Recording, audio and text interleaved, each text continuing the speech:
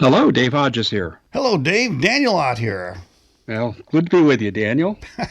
Man, it's always good to have you, Dave, on the Edge television broadcast, man. Great to have you. How you doing? Well, I got to give a little disclaimer. I'm a little under the weather, so if you hear an occasional cough, that's why.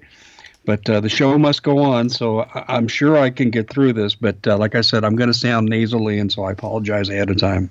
Well, I'll tell you what, Dave, if you're feeling under the weather, we're going to have to check which three-letter organization is got your number this week because, man, that's the kind of information you put out, you get unexpected attention sometimes, I'm sure. Well, I had an article actually stolen off my website, and then twice I tried to publish an article on drones in Colorado, and as I got to the same line, each time, almost at the end of the article, it disappeared. And finally, the third time I got smart and I did it off site, and then I imported it on my website. But yeah, they're messing with me. They don't like what I'm doing. I can't imagine why. I think you might have an idea. It's called the truth, Dave. And these days, in fact, I saw something come through my Facebook feed. I think it was from Carl Gallups, and it was a meme, but it was grayed out because Facebook had determined that meme was disinformation, and they have some fact checkers somewhere, and they had 5 links to some fact checkers saying why that meme was incorrect. But I want to break it to them, Dave. A meme is a meme, okay? So, but anyway, that's how low they've gotten now. They're going to fact check memes. You know what's funny? They use Wikipedia for fact checking on places like YouTube, and I find it hilarious because I'm a former college professor, and we would never let our students. It's one of the first things you teach the incoming freshmen. Don't touch Wikipedia. It's not authoritative. Yet social media, they're just fine with it. Hey, who do you think's running Scopes? Soros related money, I would say.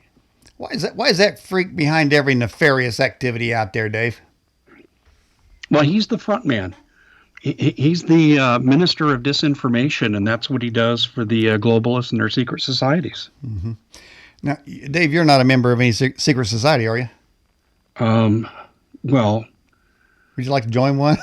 Gosh, I got to tell you, I was a member of the Letterman's Club when I was in high school, and I was in National Honor Society in college. Does that count? NHS? That's a 3-letter alphabet soup? I think it does. I really do. I'm liking that. I'm thinking that's pretty good. I think there's another secret society where some people call it rock, paper, scissors. I'm thinking that's got to be some kind of secret society. But seriously, Dave, let me ask you something about this. What is it with all these elite showing up with black eyes? Is that some kind of initiation? I don't know. Maybe the kids they're messing with are hitting back. Whoa, Dave, you're going to get, did he just say that? Are you saying that they're... You heard what I said. They're visiting the Hotel Franklin in Boys Town. And yeah. Yeah. And Pedo Island, I'm sure. Well, I got to tell you, it's, I may not sound like the pillar of strength right now in my present condition, but it's time to take the gloves off, Daniel. There's political correctness and Dave Hodges are no longer going to be mentioned in the same sentence. You mean like hate and Nancy Pelosi would never ever be used in the same sentence? Oh gosh, looking at her is bad. Listening to her is like fingernails on a chalkboard. Mm-hmm. Unbelievable. I mean, it just. You hear her talk. She can't even put 2 intelligible sentences together now. Such cognitive decline. Her and Joe Biden must be drinking from the same tea because they can't talk anymore. And how can you lead if you can't talk? Mm-hmm. Is corn pop? Is that a jobs policy or what is that? Why are you talking about corn pop? What's corn pop? Well, he said he was at a pool about 50 years ago, and there's this guy named Corn Pop. This is where he was talking about having little kids stroke his curly hair on his legs. Did you hear that story? Yes, I did hear that. I forgot. Well, that same place where he got little children stroking his curly leg hair, that's the same place where Corn Pop was, okay? Now, I don't know who Corn Pop is, I don't know, is that a job policy or not, but I think his mind is becoming unhinged. And I think sometimes the left, particularly because they're not bolted down to any sort of foundation, that occasionally some of their past bubbles up in like a goo and it comes out. And that's what comes out of Nancy Pelosi's mouth and Nadler and Biden, all these people, man. And this stuff comes out. It doesn't make any sense. It's a mystery to me. Maybe it's some kind of code they have, kind of like, secret symbols or whatever for the little societies that are in Corn Pop. I don't even want to speculate as to what it is because it's not good. Yeah, it's either pedophilia, Satanism, or a combination of the two. Mm-hmm. Well, yeah, you got that. But so Nancy Pelosi says that she doesn't ever want hate and her name mentioned in the same sentence. But would you consider murdering a baby? Isn't there some hate involved with that, Dave? Or is that my imagination? Well, yeah, she's all for what do they call it? Post-term abortion. Let's call it this way: post-term homicide. She's all for that. Yeah. I just wonder how Nancy would have felt if this was around, when she was being conceived into the D'Alessandro family. Mm-hmm. That would be the D'Alessandro Baltimore black nobility mafia crime family. I don't know if you was watching Randy Points, but I put a graphic up from, I think it was 1959. She was Miss Lubrac. So it's, I don't know. What is that? Well, it's a pinup. What is it? Well, she was a pinup girl for a oil and lube company, and so she was called Miss. And it's crazy as hell. It's like Nancy Pelosi. Wow, you're a freak, man. Yeah, I knew she's a freak, but I know she's that much of a freak. But the depths of depravity, particularly in the Democrat Party, knows no bounds. There's no bottom to that thing, and every year it gets worse. With Dave, let's get into some recapping, man, of 2019. Then we'll talk about 2020. A lot of stuff happened in 19. A lot of groundbreaking crap on a scale unimaginable. You got any favorites? Yeah, I think the never-ending saga of attempted impeachment. It's the main job description of a Democratic congressman. Thou shalt not pass laws and represent thy constituents. Thou shalt attack Donald Trump in any way possible using the impeachment process to do so. Mm-hmm. That's the number one story. Well, for sure on that there. They've been planning on impeachment, I think, before he was actually elected. Does that mean that internally they knew he was going to win? I think it was probably a contingency plan because, Hillary's reaction as described by Podesta and others, was classic emotional meltdown. So at least she thought she was going to win going into that final night. The polls were saying 4% victory. Shows you what the polls are made of. Mm-hmm. But I think it was a contingency plan, Daniel. Short answer to your question. Mm-hmm. Of course, they're showing polls now, 50-something%, according to polls, are saying that people want Donald Trump removed from office. I doubt that very much. Let's see. Joe Biden can't get 100 people to rally, and Donald Trump sells out everywhere he goes, 10,000, 15,000, 20,000. So just do the math on the appearances, and then you look at the money, the fundraising money. The Republicans have outraised the Democrats by 700%. Mm-hmm. Now the Democrats, they have a funny way of getting funds into the DNC, laundering money through, say, Ukraine, the Clinton Foundation. They got a whole mafia type of operation running there and here's the reason why, because Democrats don't have, we talk about love in somebody's heart, man. Democrats don't have love in their heart, so they're not going to give to say they're even their own organization. That's why they go to Congress, have Congress give $500 million to Planned Parenthood, then Planned Parenthood gives $35 million to the DNC. It's circular. That's how the Democrats get their money, because even their own people won't send money into them. Who supports these people? You have to wonder, what does an average Democrat look like during the day? I would bet they don't leave the house very often. They probably don't even leave the couch except to go get a beer. And they don't wear out their pencils and pens because they're not filling out job applications. Right. I think that describes a lot of Democrats. Right. And of course, they might head down to the tattoo parlor or where they get their hair dyed pink. Once they there's another story for you, Daniel. Tattoos. tattoos now manufactured, developed originally by DARPA to detect whether or not someone's had all their vaccines. Did you hear about this? Did not.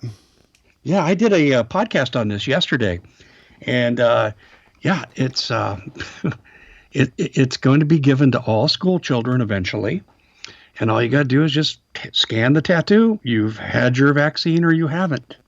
I kid you not. Well, I'll tell you what. Right after the show, Dave, I'm actually scheduled to get a vaccine down at the CVS. So I don't know. Hey, I'll tell you what though. We got a question. Just kidding. Got a question here from Gladys out of the live chat. So Dave, did you see Biden talking about the editorial board at the Des Moines Register? He was talking crazy. No, I didn't see that particular thing, but I did see something crazy he did say. Oh. He's well, pick a moment, right? But Biden said he will not honor any Senate impeachment hearing subpoena. Does he have a choice in that matter? Well, it depends how much intestinal fortitude Donald Trump has. If it were me, I would order the DOJ to have him arrested and brought to trial. But he said he's not going. But wait a minute now. The Democrats love this phrase, quid pro quo. So we bring Trump in. Biden in. I mean, does Trump even have to show up? Should there even be a trial? There should be no trial. Quid pro quo. Biden says he doesn't have to show up. You know, here's the bottom line. Foreign Security Acts in 1961. It says that before a president can dispense foreign aid, he must determine whether or not there's criminality involved associated with the foreign aid. Well, that's one of the reasons why Obama backed away from Ukraine and the defensive missile system. And Trump had every right to do what he did. There's absolutely no reason he should have investigated Burisma. Oh, gee, we investigate Burisma. The name Biden comes up. So under the law, if he's doing his due diligence as president in carrying out his executive duties, he had an obligation to investigate. See, I'm still wondering when Hunter Biden turned in his Hertz rent-a-car and it had a crack pipe in there, a row of coke, his wallet, and a Secret Service agent's card in there. I wonder how he got out and not been attached to that crack pipe. The Republicans planted it. Oh, well, that's okay. I guess it was Donald Trump's son. His 10-year-old son snuck around and stuck it in the car. Oh, yeah, absolutely. Okay, I got you. By the way, we want to acknowledge people joining us, additional people in the live chat. Dreamwalker, Cynthia Klaus, Kevin Utterberger, Raul, 9 Lives, and Peter Birdsall, all joining them in the ongoing live chat. Dave, so you say the number one for 2019, of course, is the impeachment. That thing, is it really... To finish up on that, is it really impeachment if they haven't submitted the articles to the Senate? No, it is not. In fact, if I were Mitch McConnell, I'd tell Nancy Pelosi, you have until January 2nd to deliver or they're not going to be accepted. Of course, it doesn't matter because they're starting the third wave. First, there was the Russian collusion delusion. Now it's let's blame Trump for what the Democrats are doing in Ukraine. Right. And now they're coming back with this latest one. He took the recording of the phone call between himself, Trump, and Zelensky that the transcript has already been released on. I mean, full disclosure, no redactions. And he put it on a secured server 91 minutes after. Now, I would have done that too. Given the fact that your FBI director has been leaking security memos, he should have put this on a secure server. Absolutely should have. And he has the right to classify anything he wants. And now they're going to impeach him for this too. So, did he have a server in his closet in his apartment or what? Yeah, kind of like Hillary, right? Yeah. Well, look on this on these articles of impeachment, and I agree with you. He has every right to go to the judicial branch to contest a conflict between Congress and himself. It seems to me that was the right thing to do. Of course, they called that obstruction, but they said, we don't have time for you to go to the courts and get straightened out. And because we want to do it right now, we determined that's obstruction. And it's like anybody, they can just say anything they want. There's really no charges there. Yeah, as my friend Paul Preston says, there's no there. Exactly. Mm-hmm. And they've really lowered the bar for future impeachments. The thing of it is, Dave, while they have lowered the bar and people are wringing their hands about that, Democrats aren't worried that if a Democrat gets into the presidency that the Republicans will do that. They know very good and well the Republicans won't act like them. But the next Republican gets in, they've already set that bar. They will do what they've already done, and even more so. So they've only lowered the bar to get Republicans, because Republicans, they know, won't do that. So it works either way for them. Well, Daniel, there's another, excuse me, there's another thing coming. It's called the 25th Amendment, and the name of the psychologist from Yale jumps out of my head, but it's been headlines on the net today. And I just got done doing a podcast on it about an hour ago, a nasally podcast, and I said in there that this psychologist, and by the way, I should mention this as a point of authority because I'm going to make some professional points here. I'm a former mental health therapist. I held a license in the state of Arizona, National Certified MBCC and all that stuff. So I know the process, and I'm trained in ethics. I'm trained in research. I used to teach research to graduate and undergraduate students. So having said that, there's my resume short version. This psychologist came out at Yale and said Nancy Pelosi can force Donald Trump to undergo a mental health exam. And it's mandatory. If she says it happens, it happens. And I'm thinking, hold on, wait a minute. A mental health professional doesn't have a right to make judicial, legislative, or executive policy ever. Somewhere in her job description, I think she took a wrong turn at her professional title. She's not in the Supreme Court. And the other thing that bothered me is she said that Donald Trump is clearly mentally ill. Well, this gets into what we call third-party diagnosis or remote diagnosis. You can't do it. To examine someone and determine whether or not they're mentally ill, does it always have to require an in-person? No. Sometimes the courts and the ethics boards will allow a phone or a Skype televised interview, and you can do that.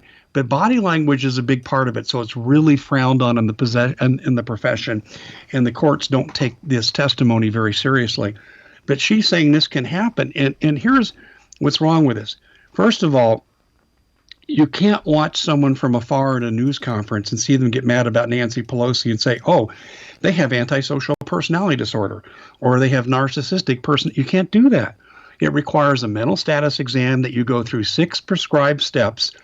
And generally, if you're going to do any kind of personality disorder analysis, it takes testing instruments. You know, they want to use the big one, the MMPI, 440 some odd questions. This is what it takes to get a diagnosis. And then what we did in the mental health profession, especially if you're working in a team and not going solo, you have a staffing every week about your patients. And you talk about your patients to your colleagues and your supervisor to try to give each other ideas on how to best handle your client. Well, where's the staffing on this? So I'm going to stop this here, but I think you can see that what this person's proposing, it says Nancy Pelosi can do, absolutely unethical. And I think she should be brought up on ethics allegations for even suggesting this. Mm-hmm. But the other thing, too, is, Daniel, I would almost say if I was Trump, okay, I'll let you diagnose me like that, but then every Democrat has to do the same thing. And what we know is that from past studies, 3% of the general population is sociopathic, psychopathic, and we call that antisocial personality disorder today. 6% of CEOs are, 9% of elected politicians. But I bet that number for like the Justice Democrats, 35 of them that got elected like Ocasio-Cortez, I'd be willing to say it's probably pretty close to 100%. Mm-hmm. Quid pro quo, baby. Well, absolutely. There's that one congressman named Johnson who said that Guam's going to tip over if too many people get on one side. I mean, you know, AOC, I remember that. AOC, she got confused one day. She says, look, you put a piece of bread in a toaster. Toast comes out. Where does the bread go? She didn't know where the white bread went. You know what I'm saying? Listen, when she was elected, this is the most hilarious thing I've ever heard from an elected person, an incumbent. She said, what branch am I in? She didn't know she was in the legislative branch. But she understood how much money she's getting paid because she's wanting some more. All of a sudden, she becomes a conservative capitalist when it comes to getting paid. But yeah, man, she is dumber than a bag of hammers, and she's driving Nancy Pelosi. Okay.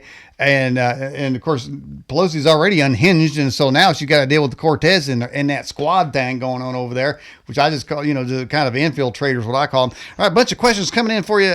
Dave, let's get to this one here. Man says, I live near Boston, Massachusetts. Dave, can you tell me what you think will happen in Boston, Massachusetts beyond 2020? Well, with what regard? I mean, Boston's extremely liberal. I would venture to say that I don't know the gun laws in Boston, but I would imagine they're probably like New York. Mm-hmm. And I would look for a tightening up there, confiscation there. And they're very socialistic. But I'd have to have a specific question to be able to react to it. Well, yeah. It's funny. I've got one of my best friends here in Arizona is originally from Boston. He used to work in the mayor's office. And we have basketball that ties us together because he's as liberal as the day is long. We don't talk politics. And he was out of Boston, and I've heard him tell horror stories about how Boston Democrats run their city. Well, if they're running it like San Francisco, by the way, I don't know if you caught that at my ranting points. I believe that, some candidates sell T-shirts and coffee mugs. I think Peter Buttigieg, he's selling a new cologne called The Streets of San Francisco. And I'm kind of wondering what the base material is, but we won't go there because this is a family show. But I got a feeling. You can go there. Oh, we can go there? If I ever visit San Francisco again, which I don't plan to, I'm taking my GPS and I'm going to program it for poop on the sidewalk so I can avoid it. You got me. All right. Well, I guess we know what the base material is. I'll tell you what. And it's going to be exciting for a lot of guys out there. Kind of sick and pathetic. But hey, all right. So we'll get back to that next question here. Oh, well, I can tell you this. So talk about the governor of Massachusetts. One of the chatters asked if we talk about the governor of Virginia. Are they going to send the National Guard against law-abiding gun owners? No. Northam has said he's not going to do that. Hey, listen, the persistent rumors are that he's going to use UN. Mm-hmm. I'm not making this up. These rumors will not go away. I couldn't believe he'd even try. It's a violation of the Logan Act. You can't cohort or cavort with foreign entities under the Logan Act. You have to have permission of Congress to do it if you're a state or local official. There are 250,000 UN troops in Cuba, and I've got that on multiple sources. And maybe they're flying them in. Mm-hmm. I don't know. I mean, this man is nuts. And by the way, now Bloomberg is involved in this. He's paying for billboards to go up and says gun confiscation starts in Virginia in 2 weeks. That's been going on for the last 2 days now. Yeah. Now, didn't they say, though, that they would cut power and cut the internet if those counties did resist? Yes. Is that likely to happen? Listen, here's what I think. The Democrats can't legitimately win an election, a national election, a high-profile election right now. Can they do enough to steal it? Perhaps. I really don't think so.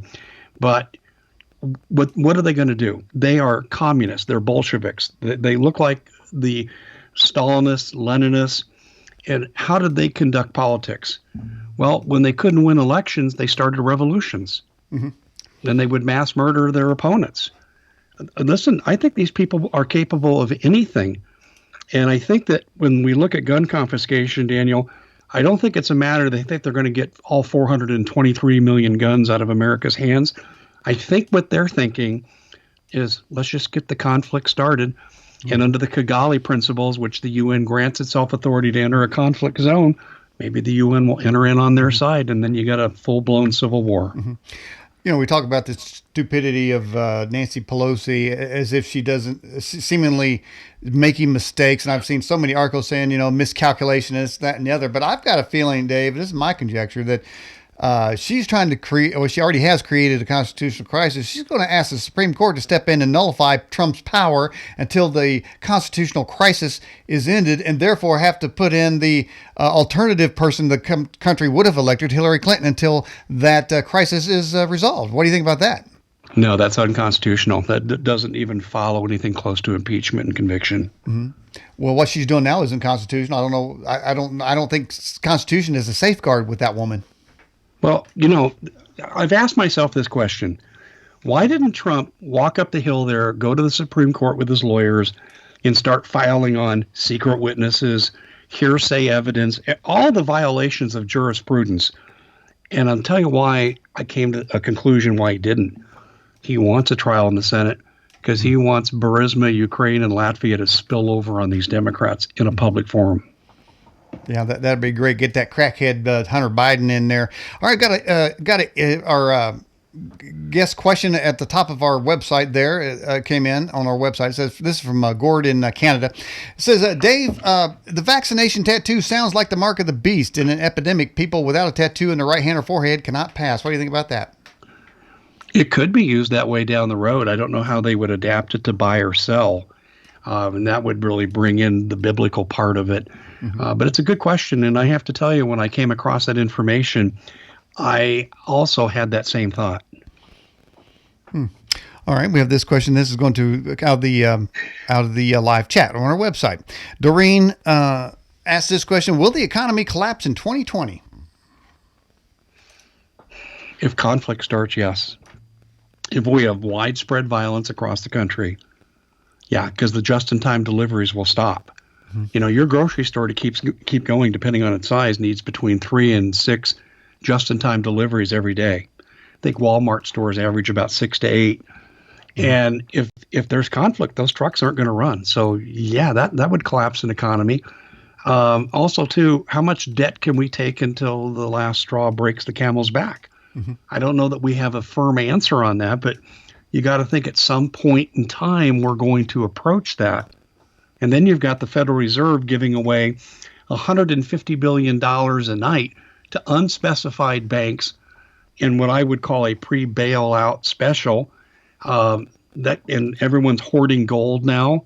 These are all really clear indicators that cash is trash and it could soon crash. All right. Another question. This is from Bob Madej. Says, there's been a lot of talk about where all the gold is, Dave. Any ideas what's going on with this ancient precious metal? It's being hoarded.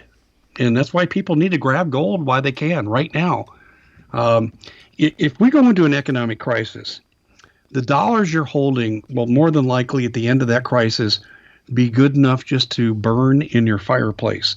But if you've got gold has held its value for 6,000 years. Now, you can barter with silver.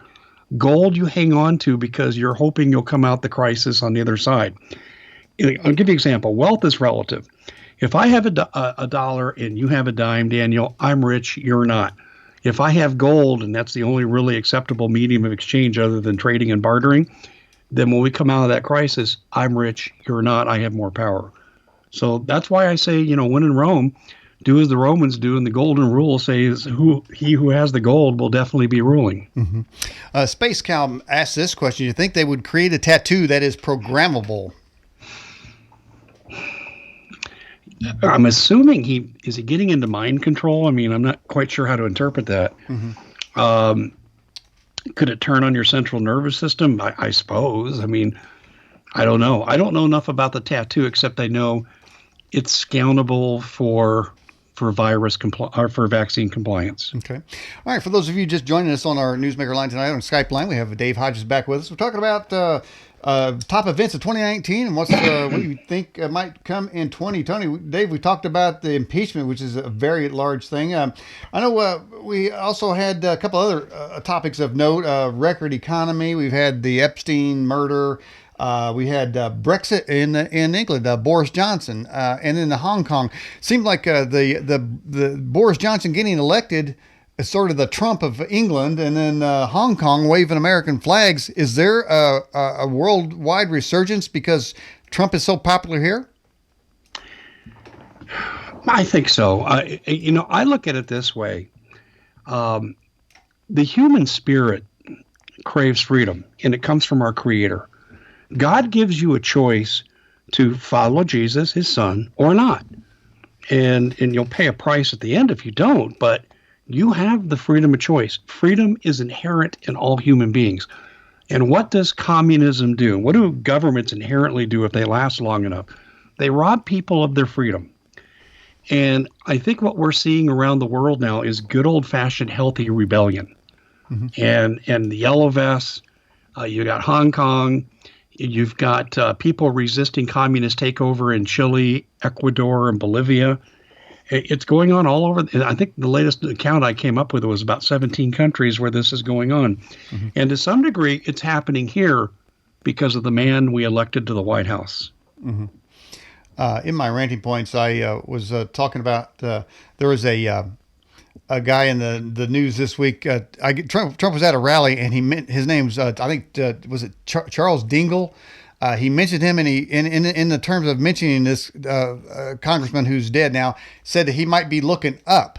And of course, the net went crazy. The network said, "How dare you talk about the dead like that?" And of course, now he's talking about John McCain because John McCain came up because the IG report said that he turned at least 5 versions of the dossier, the P dossier, to get Trump. I mean, he was in on. He's total deep state. My thing is, Dave, why should I let the dead rest in peace when the dead is still effective for some of the crap they pulled on us when they was up on top side being alive? Let me be the poster child for that question, please. When I moved into what someday was going to be my retirement home, I found out very quickly that John McCain had designs on my home and 300 of my neighbors. This is why I'm in this business now, because John McCain tried to outright steal our property rights and ultimately steal our land so they could put a Canamex superhighway system through. Didn't think we'd find that out, John, but we did. And it was an 8-year battle where we eventually prevailed.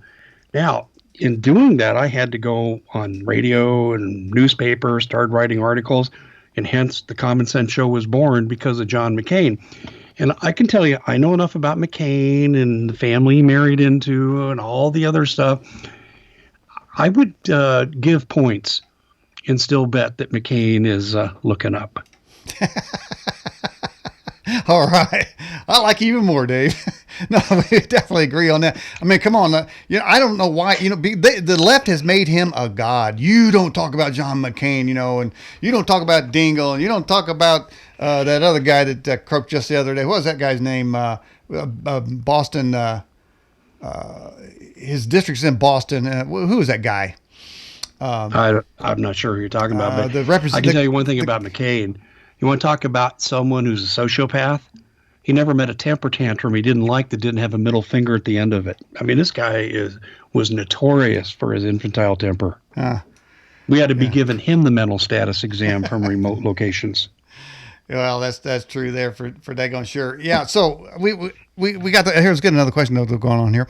So this from the Rebel Shepherd says, what kind of info, Dave, are you getting from Paul Martin on the Colorado drones?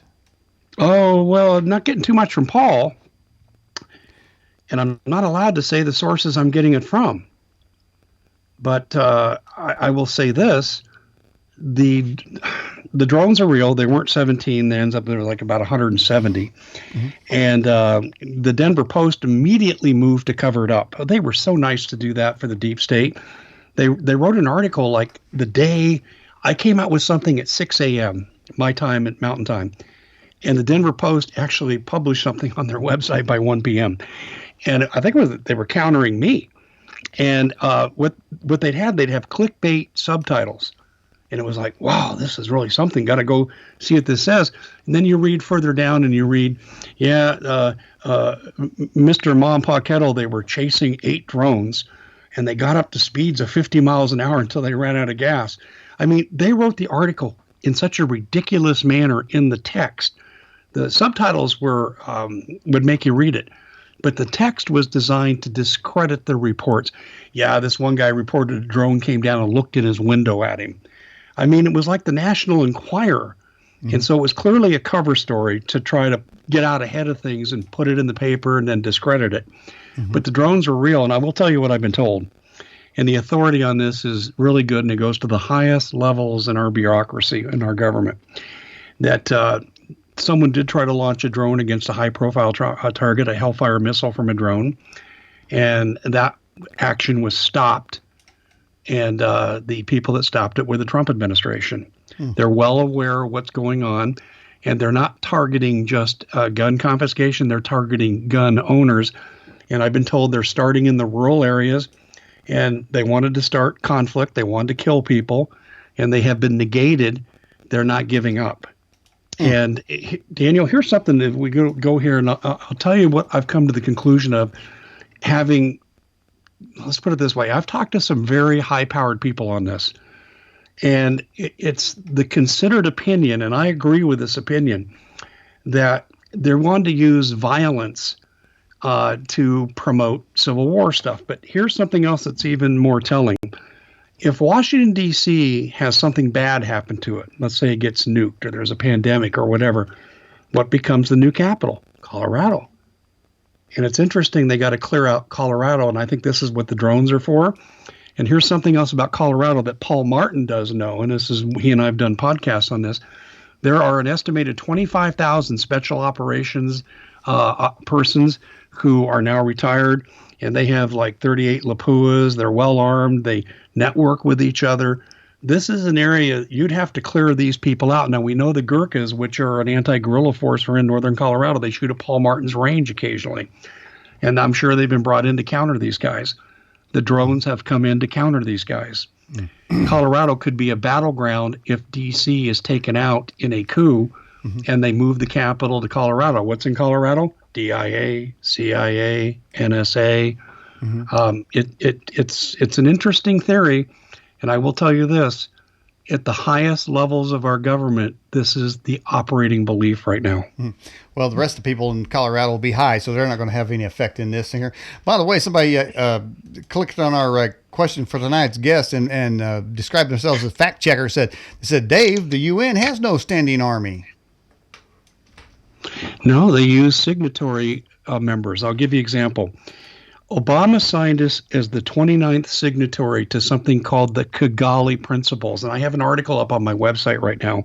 If you go and look at it, after the show, of course, thecommonsenseshow.com. And I said, putting the myth of no UN troops on American soil, putting an end to that myth, you'll see I went into a slight tirade there. And I talk about the Kigali Principles as quoted in the Military Times.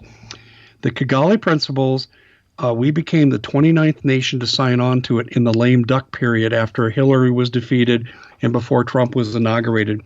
And Obama and Kerry signed us on to it. The Kigali Principles are named after the town of Kigali, where there were terrible, horrible atrocities committed in Rwanda in 1994. And what the UN says, if we determine in these 29 nations that there's a problem, civilians are at risk, and I laid out all the provisions in the article I wrote, that we can send our troops in. The troops would be made up, let's say you're going into the 29th nation, the United States is the 29th nation, you'd bring the other 28 nations in. That's their standing army. Their standing army are conscripts from member nations. So yes, they do have an army. Okay. And the questions are coming in and said, Dave, what cities do you think a false flag terror attack will happen in? Whatever is convenient at the time. You know, those are the kind of predictions. There's kind of a fool's errand to try to predict. And the reason I say that is because I've been in this business long enough now. I know a lot about how the globalists think, the deep state, and how they think. And they have plan A, and they have plan AA, plan AAA, and then they have plan B and double B and triple B and quadruple B. In other words, they have contingencies for multiple contingencies. And so this is why it's impossible to predict. I'll give you an example. This has been around for a long time. John Kennedy was going to be assassinated in Miami 2 weeks before he was actually killed.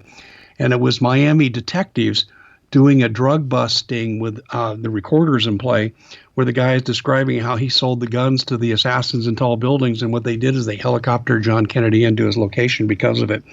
History Channel ran with that for a while till it got scrubbed. That's a contingency plan.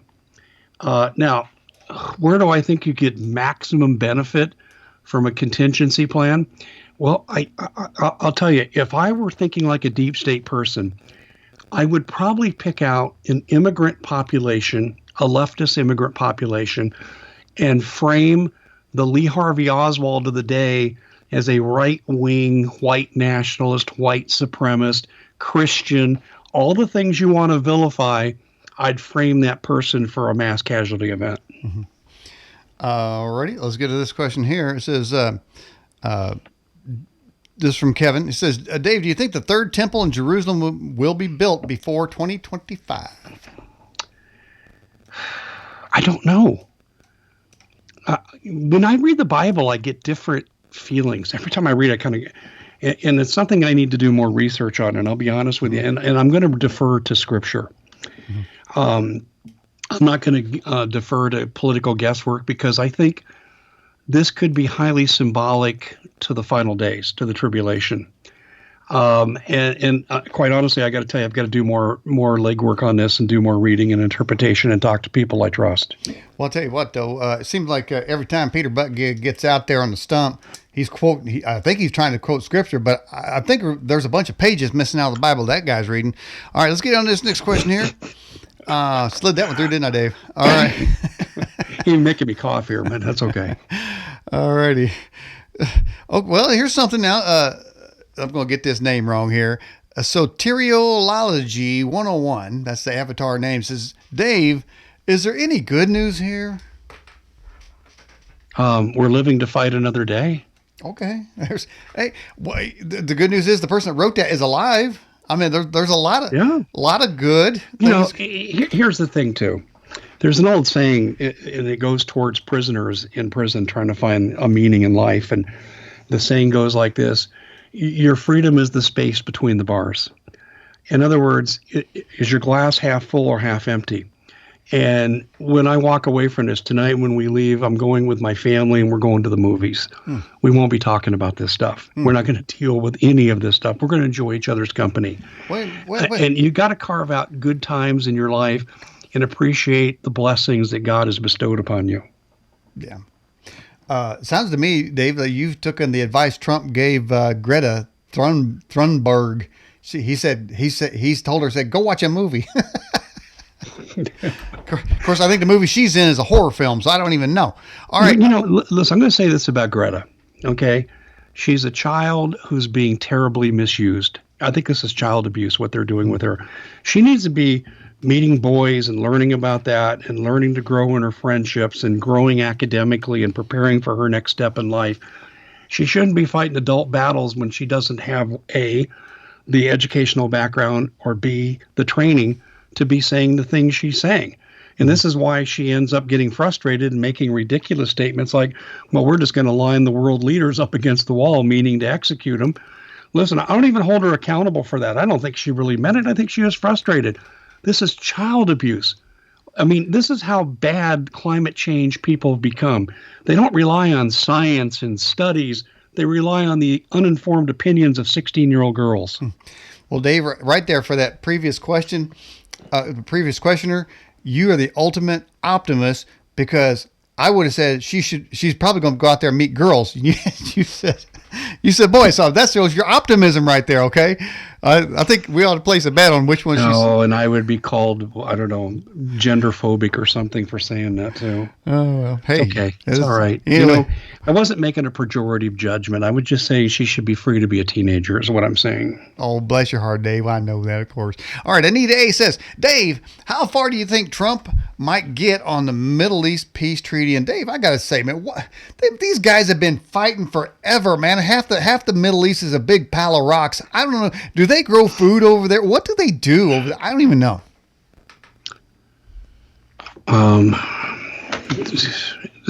Well, I like what the late Dr. Wayne Dyer, interesting psychologist, he said he would surround the Middle East with 1 million meditators.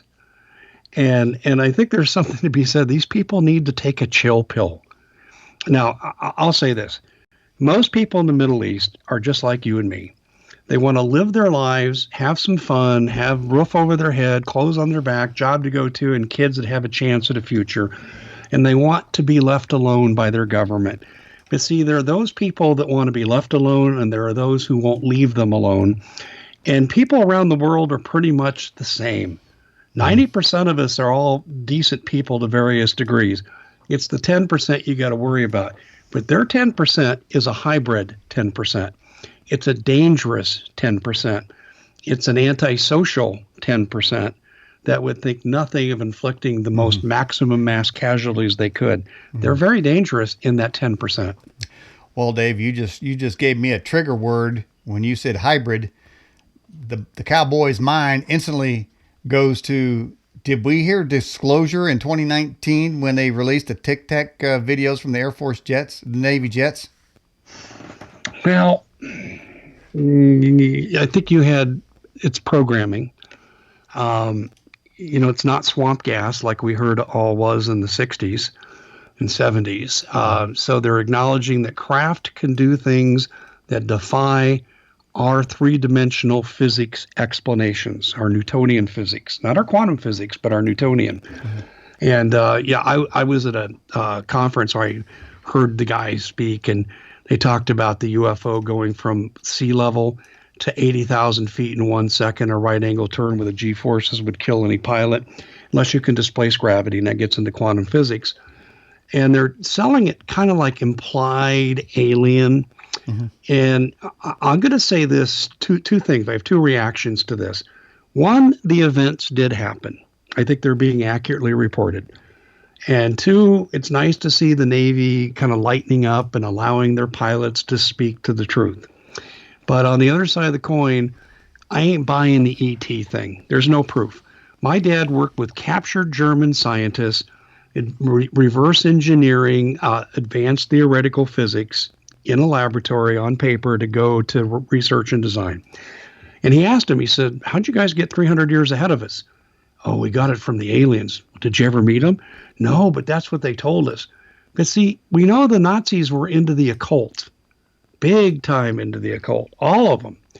And I think what we're looking at here is classic Genesis 6, fallen angels.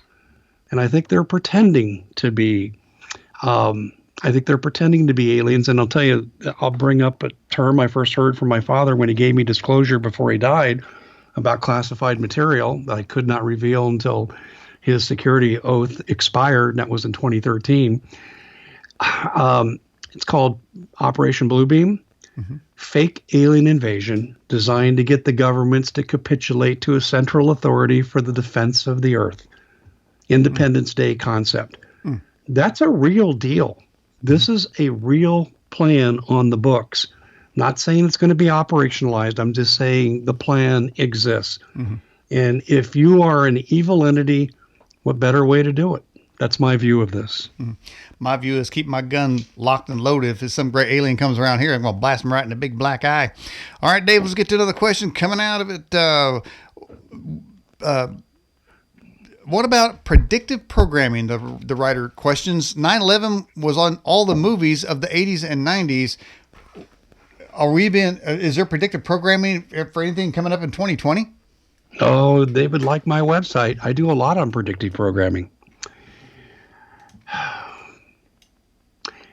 I think the best example of predictive programming right now, and I've kind of scanned some of the episodes, it's a Netflix show, excuse me, called Ozark. And in Ozark, you have a combination of local mafia and big time, everyone's scared of the boogeyman Mexican mafia, but they don't tell you what the cartel is. But it's in a rural area in the Ozarks. And this is predictive programming, my friend, because what's happening in this country right now is going to parallel what's going on in Mexico right now. You've got the CJNG gang, and without my cheat sheet in front of me, I can't tell you what that stands for.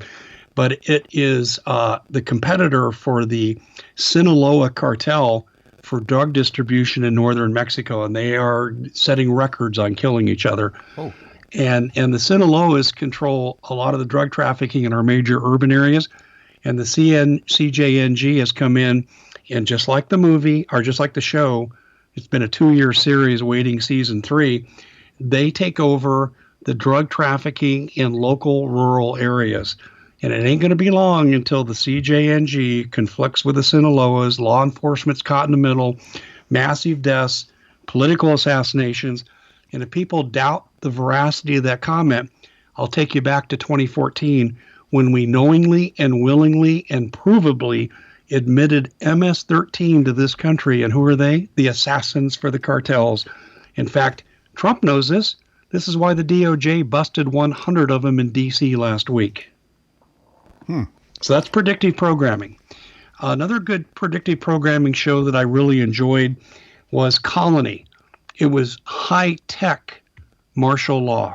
I mean, it had an alien overtone to it that was not even really part of the show.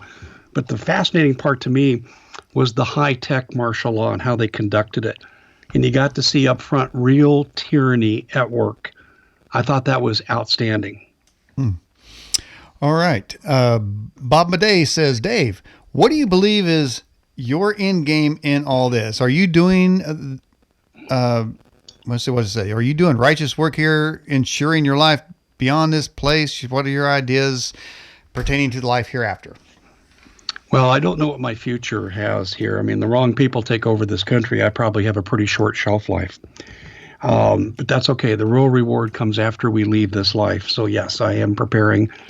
I'm God's imperfect servant, and I'm working towards doing better.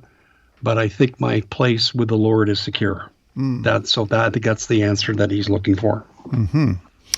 I need to ask the question: is there going to be a peace treaty? Is there going to be a what? A peace treaty. Well, there's always peace treaties. Mm-hmm. Is there going to be an enforceable peace treaty? You know, it's interesting. If you get into Revelations in the tribulation, the Antichrist does bring temporary peace to the earth. Mm-hmm. Just food for thought. Yeah, and he also does. The Antichrist also has no regard for women. Speaking of Peter Buttigieg, he says that he wants to decriminalize anyone who's doing crack, cocaine, whatever kind of drug you want. He said, let them all out of prison. Dave, doesn't that mean anarchy, as all these drug addicts that he'd like to go running free are going to rob and pillage to keep their habit going? I'll answer the question this way. Nancy Pelosi and Adam Schiff want totally open borders with no constraints. We can't even screen people in their mind for carrying weapons of mass destruction, having criminal records that show they'd be a danger to the people here. And why not? Well, at Chapo Guzman's trial, it was stated that he had given millions of dollars to Adam Schiff, actually 150, Hillary Clinton, and of course, Nancy Pelosi. And not only that, I have it on really good authority and with my federal sources that when the declining drug profits for Nancy, because the Sinaloas have competition now with the CJNG, she went to Italy to meet with Chapo Guzman's wife, and her son is now running the Sinaloas since El Chapo is in prison. And so they have that association, but that's not enough. Might want to go to the Common Sense Show, because last week I published an article about all this and more, and in there I published a photo of Nancy Pelosi and Beto, I want all drugs legalized O'Rourke, and he said that as the El Paso City Councilman in 2011. And they're with Enrique Peña Nieto, the most corrupt leader in the Western Hemisphere history. And he was the president of Mexico, and it came out in El Chapo's trial. Of course, this was known even without the trial. He accepted a $100 million bribe from El Chapo to look the other way on drugs. And Nancy's hanging out with him. Their pictures are together, and I published them. I think that kind of speaks to where you're going with the question. Mm-hmm. Absolutely. Put you all the way first from the live chat. It says, Dave, what's up with Kim Jong-un of North Korea? Is he didn't give us a Christmas present that everybody's talking about. Is he going to give us any kind of present at all? We're going to skip over. He would like to capitulate to Trump. But you have to remember, North Korea is a puppet state of China. And China uses them to do their bad bidding. China has a temper tantrum. North Korea's firing off a missile. I really like the guy. I'd like to be invited to North Korea with the guarantee I get to leave, because my golf game needs some help. Mm-hmm. And I understand he went out and played 18 holes in 18 shots. I got two words for Kim Jong-un: Jenny Craig.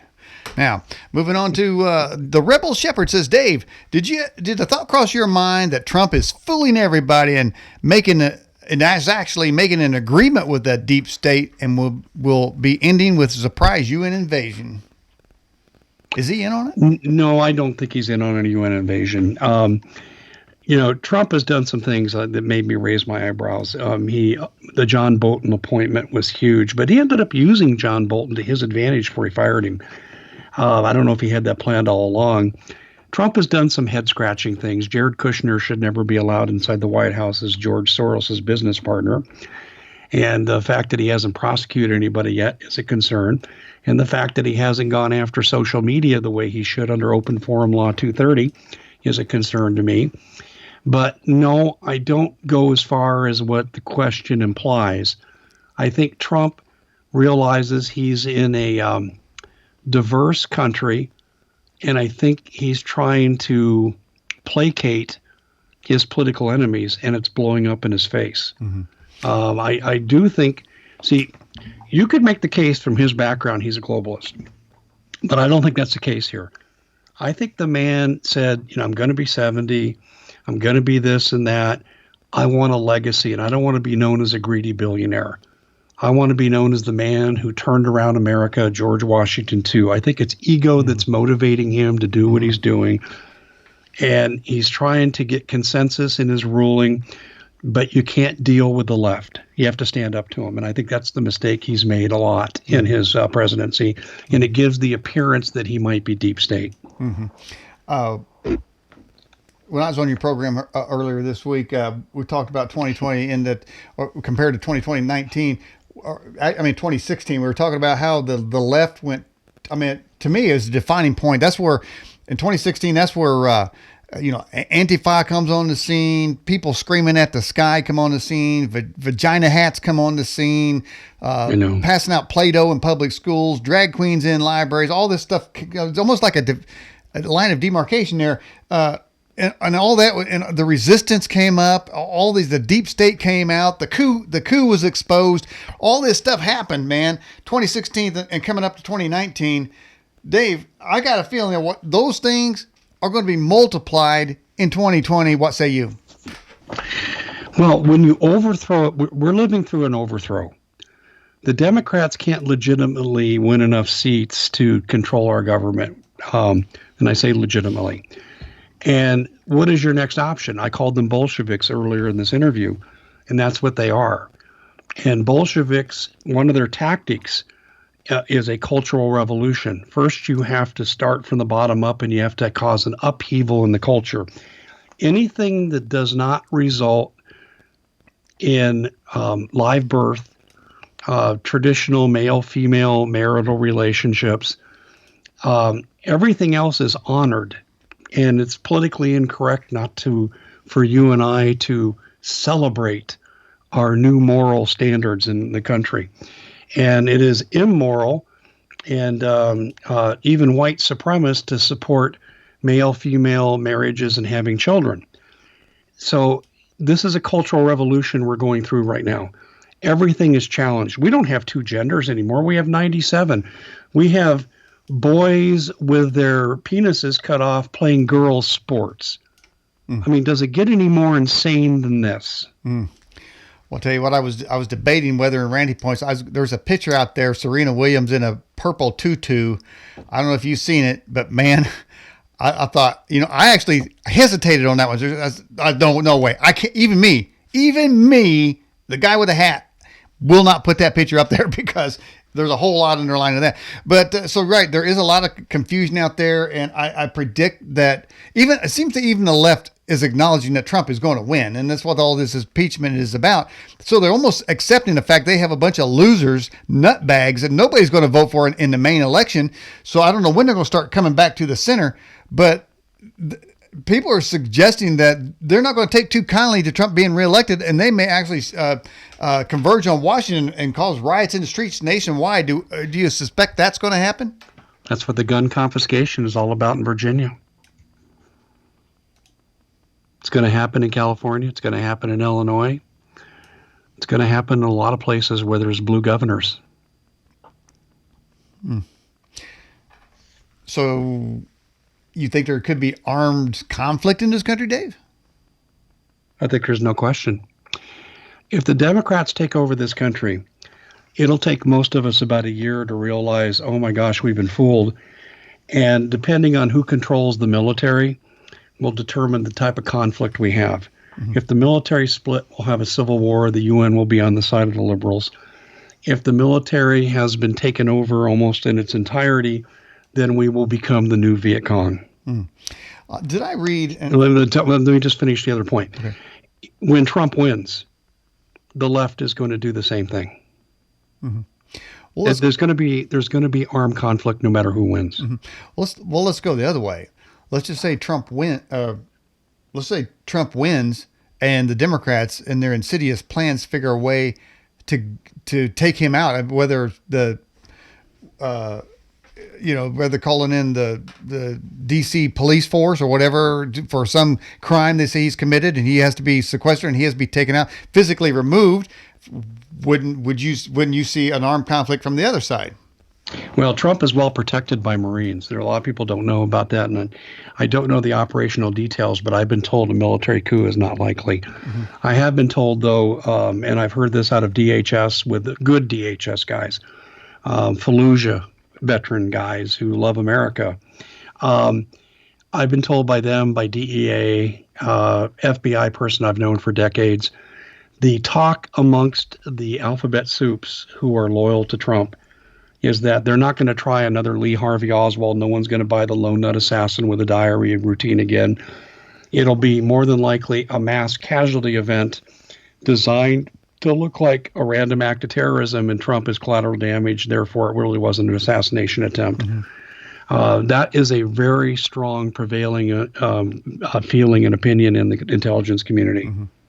Well, if you have out in the countryside a bunch of Randy Weaver types going back to Ruby Ridge versus a bunch of city metrosexual looking Betos, there's not going to be much of a conflict there, is it?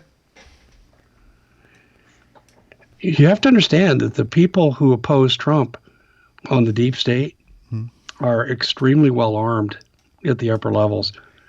We're talking minions who are agitators. When you talk Antifa and Acorn and some of these other Black Lives Matter, these groups, they're not the ones. You have to worry about them agitating into violence. But in terms of actually going the distance, you need to worry about the leadership in the Air Force. You need to worry about half of the leaders in the Army. And these are people who were replaced, conservative leadership in those military branches were replaced by Obama when he did his purge of over 300 command officers, and he put in liberals. You need to worry about people at that level who have access to major weaponry. You need to worry about Admiral McRaven. You need to worry about John Brennan. These are the people who have enormous power and can bring enormous firepower to a fight. Hey, did John Brennan convert to Islam when he was in the Obama administration? Yes. I knew he was a freak. All right.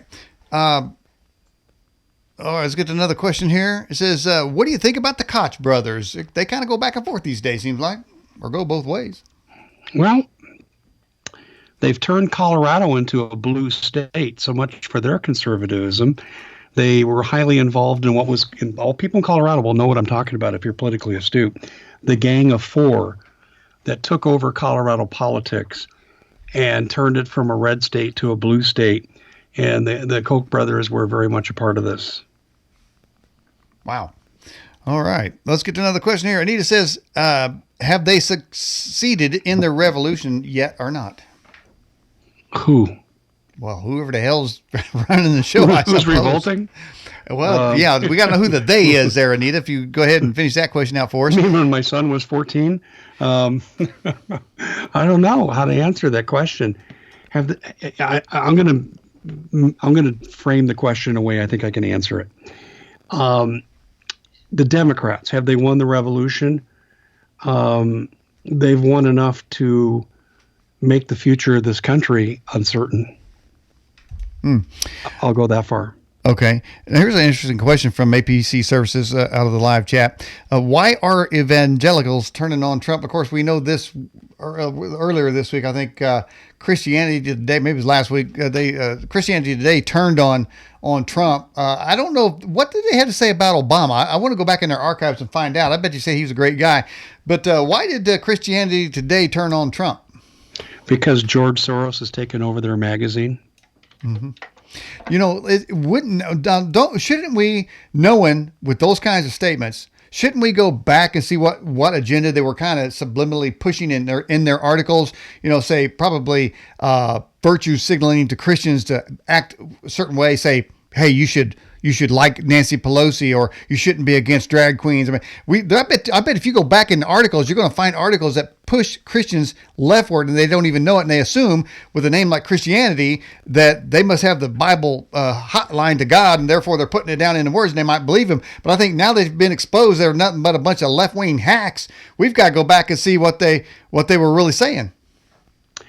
My recommendation to a lot of people, unless you're really sure of your church, is to leave the large churches for the most part, not exclusively, but for the most part, and start your own home study groups with the Bible as the center. The clergy response team has recruited pastors to the liberal persuasion. It started under Obama's DHS and the NOVAD program. And they even surveil churches. You can go into churches where there's surveillance and they do facial recognition, and it's crazy how far this has gone. I interviewed Pastor Walter Mansfield telephonically, probably 10, 12 years ago. And he was one of the first clergy response team members recruited into DHS. And his job was to make people willingly go to FEMA camps and accept it as their Christian fate. But he was not allowed to read the Bible, because the Bible was an instrument of oppression. He gave me all the documents. I published this in a big article I wrote along with our interview. This is what's happened to a lot of pastors.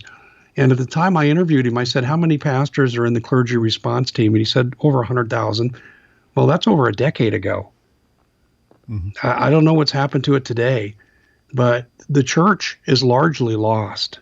Mm-hmm. You have to find a Bible teaching pastor, and it's a biblical church, or you need to get out of that church and start home study groups, because the Bible says where two or more are gathered in my name, Jesus is there. That's all you need. Mm-hmm. Well said there. Well said, Dave. All right. We got this question here. It says, oh, by the way, referring back to the earlier question from Anita, she said, have they succeeded in the revolution? She was talking about the deep state. Well, yeah, in terms of creating the uncertainty for America's future, there's a prevailing opinion out there that if they get the Civil War going, and this gun confiscation is a definite move in that direction, that if we're weakened, China and Russia will attack us. Mm-hmm. That's a real prevailing thought among ex-military, high-ranking soldiers, officers that I've talked to. And I think there's a lot of merit to the thinking.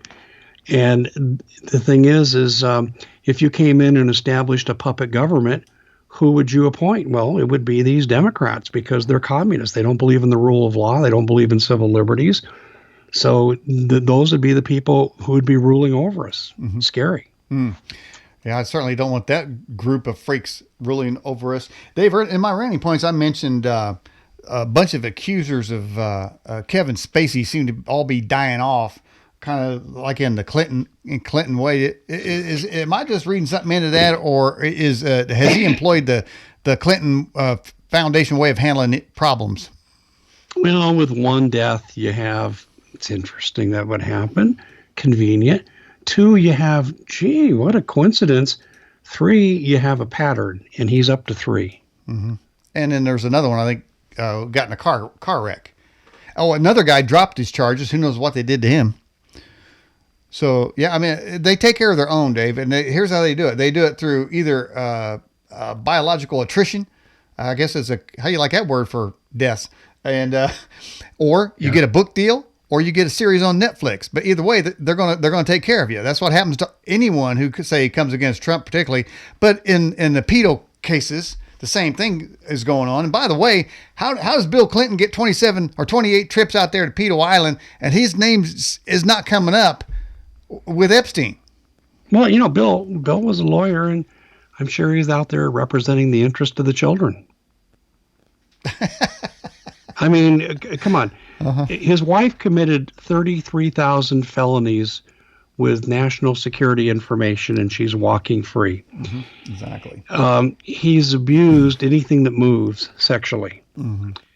Okay. Including dogs. How is it that he's not in prison for his prolific appetite? Mm. It just goes to show you it's rules for thee and not for me. We have a 2-tier justice system. Well, we're talking about projections into 2020. I'm going to suggest that the baby mama over there in Arkansas, the ones that's accusing Hunter Biden of sharing his parental responsibilities, fiduciary responsibilities, she may be on a suicide watch. I think she needs to be put on a suicide watch. I read her lawsuit. It's revealing. She even gets into the creation of the Seneca LLC, which is a derivative of Burisma, and it was designed to cover up Hunter Biden and John Kerry's stepson, heir to the Heinz fortune, their money laundering, and to, quote, provide cover for related family members who could be no other than Joe Biden and John Kerry. Exactly. That's right. And they all seem to be in on it. There's something about the Ukraine that 4 different families are involved with, including Romney.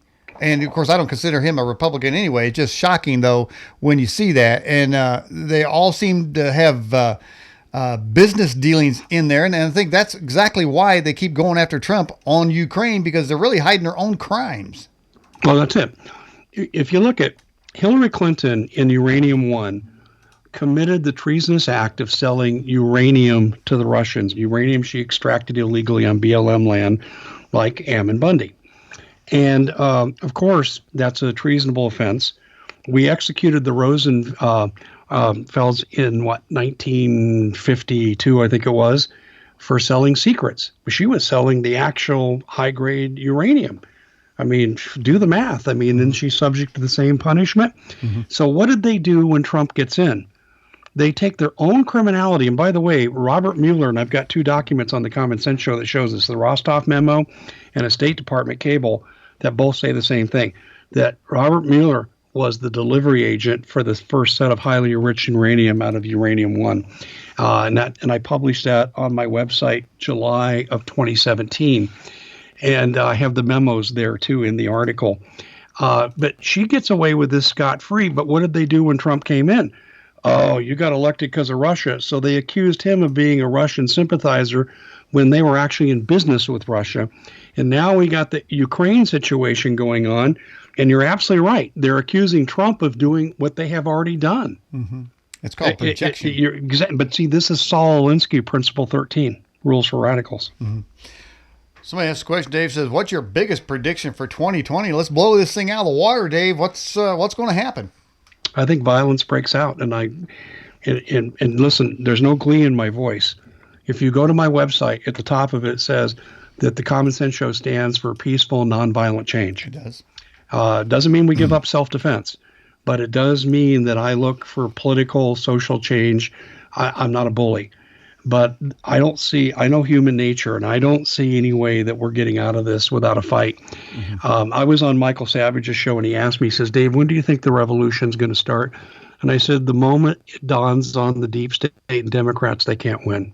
Mm. You know, really, they are delusional. They're kind of like all in a room telling each other how great they are and they're going to win, and all of America believes like they do.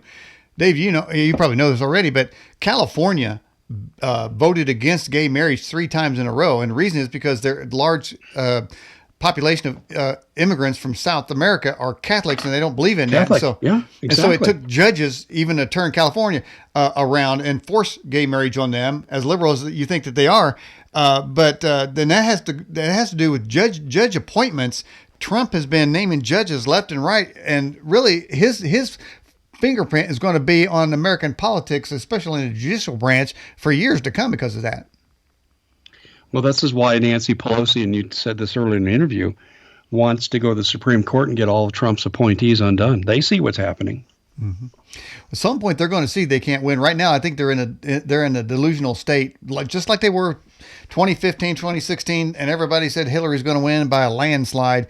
They're still in that mode. They can't believe that people don't believe like they do. That they can't believe that America doesn't want drag queens in the local library, and that there's 52 genders, and all this kind of stuff, and that we shouldn't have any kind of energy policy. We should just go to wind. They think all of America believes like that, and they're so far from the truth.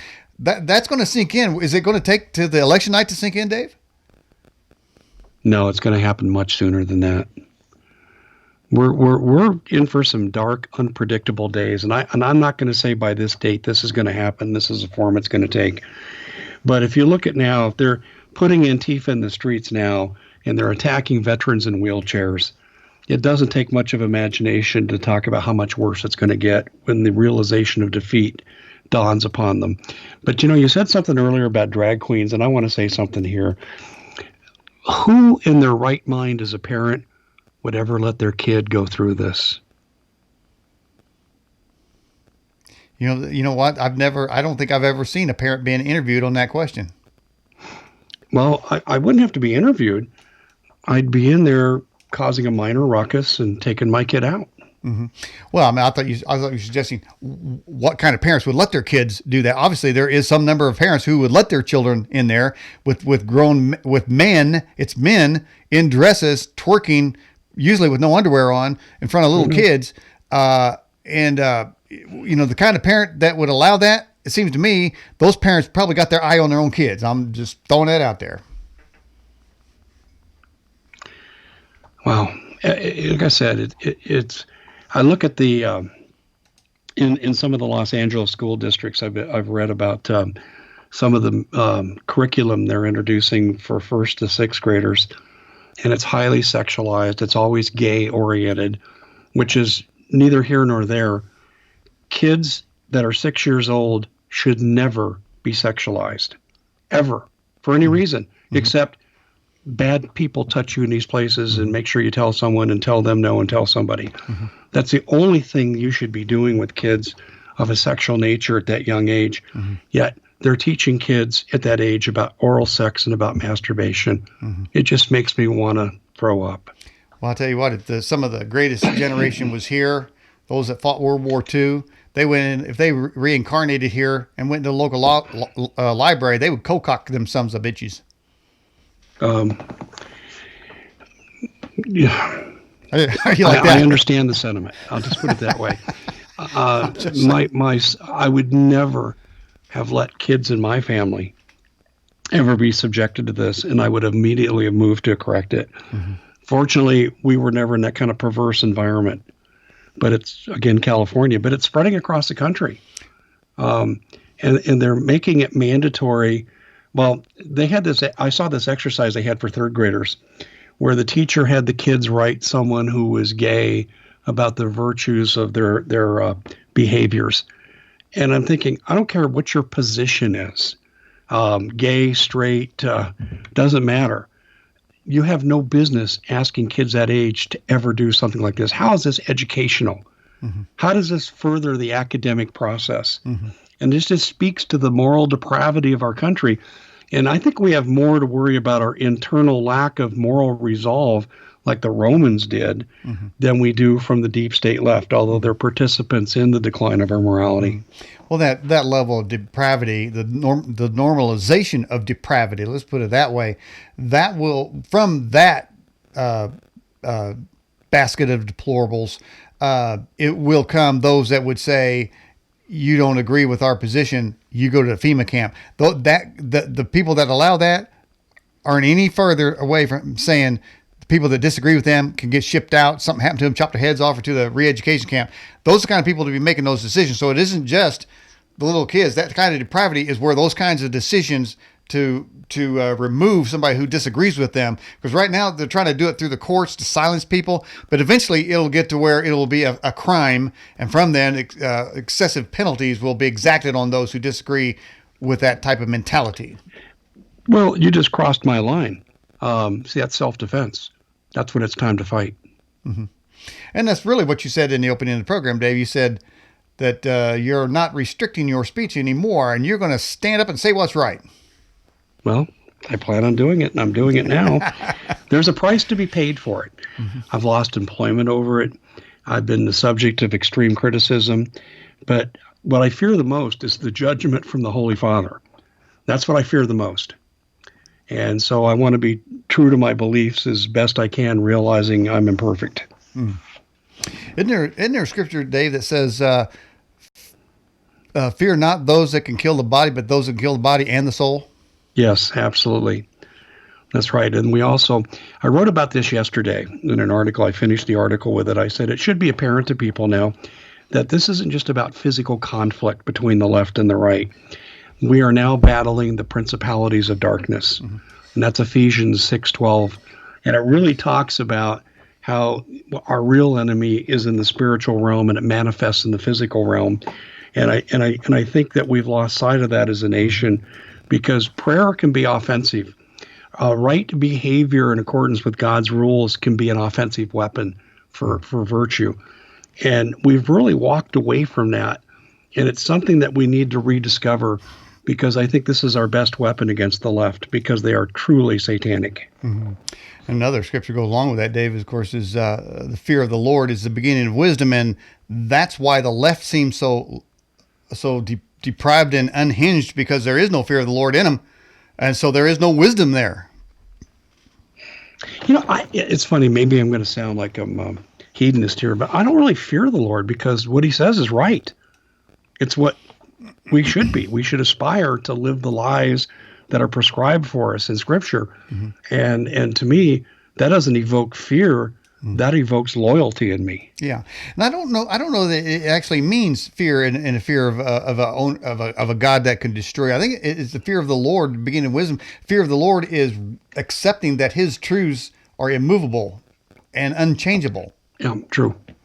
That's how I read that, and that's how you make righteous judgment. You go to those truths that never change. They're true 2,000 years ago. They are true today, and that's why that's called wisdom. Here's another question for you. As we're getting toward the end of the broadcast, it says, I've heard many stories about Planet X. Well, Dave, what about Planet X 2020? Well, I worry about Asteroid X. There's one out there, and I can't remember the name of it now. I wrote about it, did a podcast on it. Earth is under attack by asteroids, it seems like. And there's one that's coming in 2022, and it's 60 tons in Empire State Building size, and could really ruin our day if it lands. I'm worried more about that Planet X thing. I know Nibiru is in the Bible, but I have to profess I don't really fully understand the context and how it applies to today. Mm-hmm. I don't lose sleep over Nibiru, but asteroids, man, it could ruin our day. All right, so the big prediction we're suggesting for 2020 is some sort of violence due to the 2020 election. Yes, I think that's absolutely a given. I would agree with you. One side or the other, and I think one side will be because something illegal is being done. The other side is because they just flat out lost. So, in either case, but I think I know which side's going to win. And you suggested whichever side's the military's on. Well, if Donald Trump hasn't won the hearts and minds of the military, I don't know who has. He gave that Christmas message to him. He flew over there when New York Times said he was golfing. He's given pay raises. He's upgraded their military hardware. He's getting us out of Afghanistan. It seems to me he's earned their respect. Whereas I would agree. Well, he went to the Army-Navy football game and got a standing ovation. Yeah. Did Obama ever go there? Obama's never been near a football game. I don't know.